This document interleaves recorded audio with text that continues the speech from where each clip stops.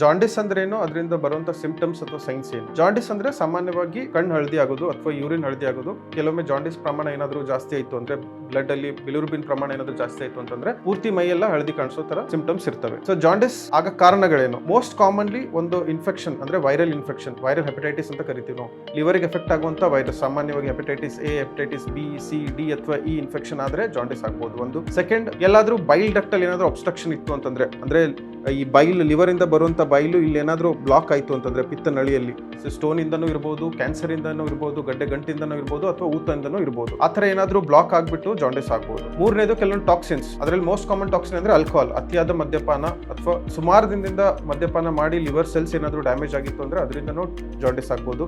ಅಥವಾ ಕೆಲವೊಂದು medicines, Ayurvedic, homeopathic medicines ಆಗಲಿ, ಈವನ್ ಅಲೋಪತಿಕ್ ಮೆಡಿಸಿನ್ಸ್ ಅಲ್ಲೂ ಕೆಲವೊಂದು ಮೆಡಿಸಿನ್ಸ್ ಇರ್ತವೆ.